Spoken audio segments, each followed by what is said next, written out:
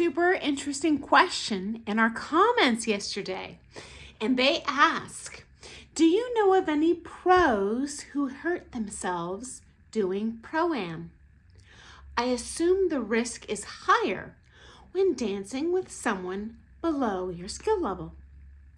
Okay, so in a nutshell, yes, I do know many pros who've hurt themselves doing pro-am. For example, I've seen a couple dislocated kneecaps where the kneecaps get sucked around to the back side of their leg. Gruesome.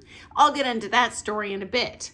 But this does not usually happen in the way you think. So let me dive into that a little bit. Number one, pro-am dancers are usually very experienced. They've been dancing many years. Many of them have competed through the championship level. This isn't their first rodeo. When you compete at that high level, you are giving 110%. You are pushing your body to your max. You know what? I've been on that coaching. I fly to London. I don't care if my back's hurt. I'm taking these lessons and I'm going to man through it, which honestly, in terms of health planning, I understand why they do it and I understand why they shouldn't do it. And I've done it myself. So it's kind of our own doing, but yes. And as you can imagine, with years and years and years of this kind of abuse, and honestly, in terms of pro-am, guys, a lot of us has been doing this for decades. When you are on that comp floor, friends, as a competitor, we are competitors at heart. I don't care if I am competing with someone in a newcomer Roomba that's been dancing a week or pro championship level. I am totally passionate about us as a couple, showing off our best, and added pressure as a pro. They're paying me to make them look their best. I'm gonna wrap myself backwards to make that magic happen, Some pros don't, and I've gone into that in other videos, but honestly, guys, most of us do. We really care about our student. We care about performing well on that comp floor, and yeah, your body takes a licking. Now, here's the good news. Your body takes a licking, but you keep on ticking. Most of this type of injury is recoverable, okay? But frankly, I do know several pros, when they come back, from a pro-am competition, especially those, and I understand why, financially they have something to get out of this, they will load themselves with this giant harem of pro-am dancers, and yeah, they're going to be exhausted, okay? They come home, they may have to take up to 3 weeks off after the comp. I've seen it myself, because their body has to heal, and they literally are hurting all over. And that's obviously your body, signaling to you that, okay, take a little breather, get back in your lane, and I'll heal myself. Because if you don't, that's kind of when problems really happen. Related to this, when you are on that comp floor, if you book yourself really heavily, you know what? That's the cost you're going to pay for making all that money from all those students. You know what? You are athletically going to be hitting it hard days at a time. And frankly, in terms of dance sport, you are intellectually hitting it hard the entire time. It's not like powerlifting, right? You're navigating that floor. You're troubleshooting each student. Your brain is not getting a rest. And in my opinion, your brain is even more important than your body. When you're not thinking super sharp, you're just more likely to make, I don't want to say stupid mistakes, but careless mistakes, just tired mistakes. Much like driving, when you're tired, it's a bad idea. You're more likely to get in an accident. And so I would call this, a cost of doing this job. It's a cost that you pay. And it's a choice.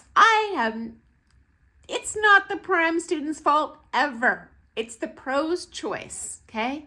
And we're no dummies. We go into this, knowing the risks, and hopefully people are, looking out for kind of their long-term career interest. Honestly, some don't. Some, especially in Latin, can be very hard on your body. They'll go in with really a short-term career plan and then planning on changing gears at some point, and parlaying that into something else, maybe a job in the media or something. This day and age, as ballroom dancers, you do have many options. Now, going back to this thing of the Latin versus the ballroom, and I would, rhythm to a lesser extent, but certainly it is much more high impact. It's harder on your body than the smooth dances, the standard dances. And in my opinion, I've seen, especially with, I'll say, the Russian approach to coaching, lovely results. I love looking at them on the floor. It's mesmerizing. But from my observation, it seems that genre, they injure themselves more. And a couple different reasons why. Certainly, it's a stop and go action. Okay, this is high impact versus low impact. Number two, the heel height makes a huge difference, okay? So whether it's a lead or a follow in Latin, you gotta wear higher heels. I have previously in another video gone into the mathematics of every micron of heel height, increasing that tension force on your feet, on your joints, your back, etc. And obviously, chaos ensues when you're out there wearing those shoes for 5 days straight at a Hollister ball, 24/7, hitting it as athletically as hard as you can. It's not like walking around at a cocktail party and sitting down occasionally in your high heels. No, you are slamming it, because we want to do well. We want our students to do well, right? And so, from my observation, this tends to, I'll say, attack and affect the follows feet and ankles more. Probably because of their higher heel, whether that be ballroom or Latin. And it tends to, again, just my personal observation, please share if you've seen otherwise, it often more likely applies to the males in their knees, in their hips. And I'm just guessing, I'm no doctor, it might be because of their increased BMI, their body mass, because that obviously, every 10 pounds they weigh more. It's more tension force, those stop and go actions, right? And so that can be often, not always, I'm painting with a broad brush, a little more hard on their bodies. As a matter of fact, it's very rare I see really mature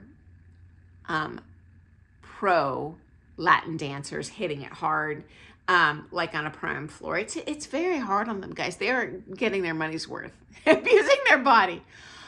Whereas I have seen beautiful, more mature ballroom dancers out there. And I'm talking about pros. You can be a beautiful dancer at any age.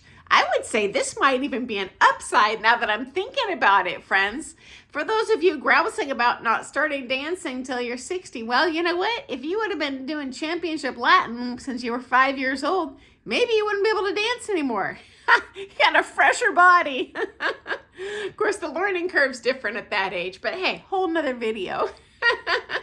Okay, now in terms of lessons, when I'm teaching, yes, prime is definitely the hardest on my body. I have no problem with that. I love feeling tired after a lesson, but you know what? When I can, I book a break between the appointments so I can recover, so there's a money cost to doing that. Social dances, totally different. That is like kicking back on an easy chair. It is nothing on me to teach a beginner or any social dance, male, female, couple, individual, easy peasy lemon squeezy. I enjoy them all. It's just physically, it's easy. Next, the only time I have hurt myself in terms of dancing hardcore, I was teaching a prime lesson to a single gal who not only was, probably had 100 pounds on me, so a larger, taller gal, but honestly more important, the weight really does not have much to do with the heaviness, so to speak, on your body. A heavy follow, meaning I really had to lead them to get them to do their part. And I'm teaching. I'm passionate. I want them to get it. My fault that I'm manhandling someone when I full on know that my foot is killing me. And I keep pushing. Sure enough, I'm doing quickstep. I'm teaching her. What was I teaching? Some little jumps of some sort. Anyway, it was hurting worse and worse, but she's almost getting it. We can do this. I'm going to push harder. She's getting it when I back lead it real hard. Snap, intense pain. Drive to the hospital. Sure enough, broke my toe bone in half. And they're like, well, yeah, you probably had a stress fracture. Next time, listen to your body. So again, I don't blame her. No one's fault but mine. But I would say now I am a little more sensitive, having had to teach in that stupid foot booty after that. So yeah, you learn your lessons.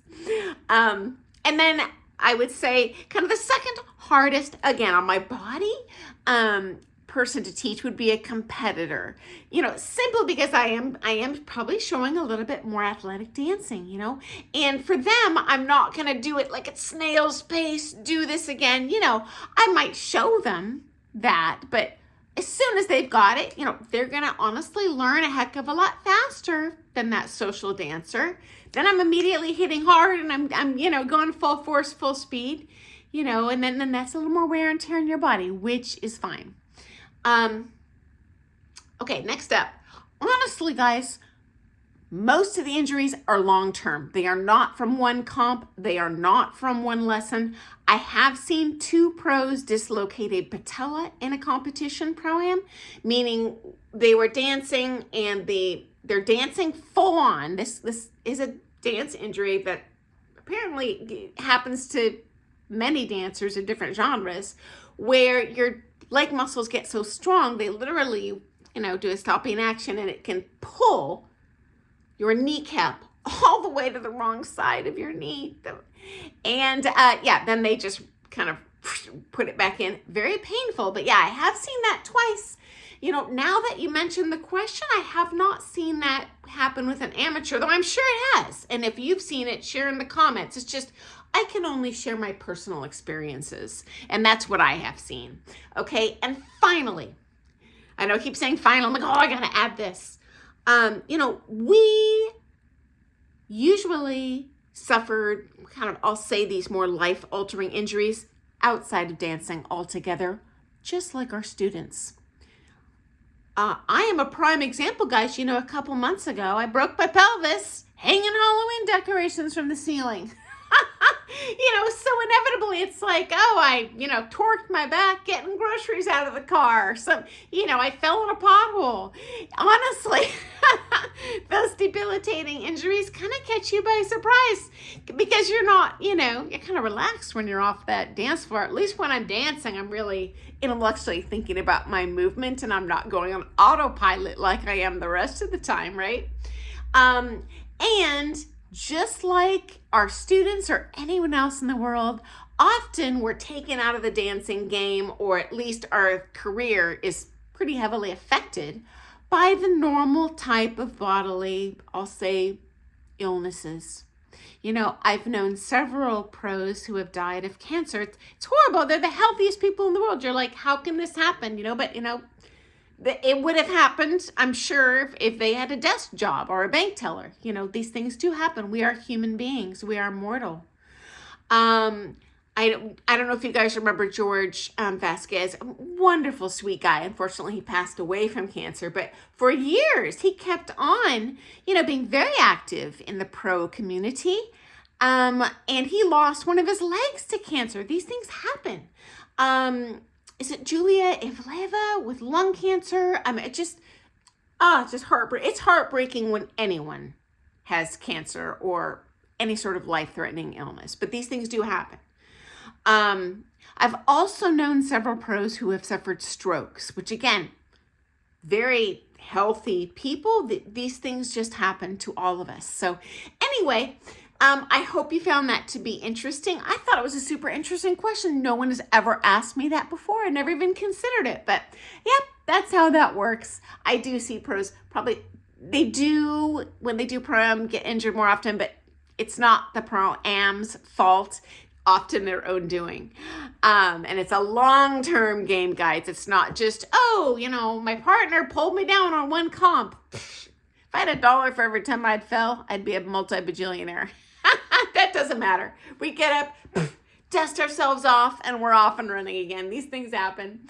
So anyway, guys, I look forward to seeing you first thing tomorrow morning for some more things ballroom dance. Thanks for joining me. Happy dancing. Toodles.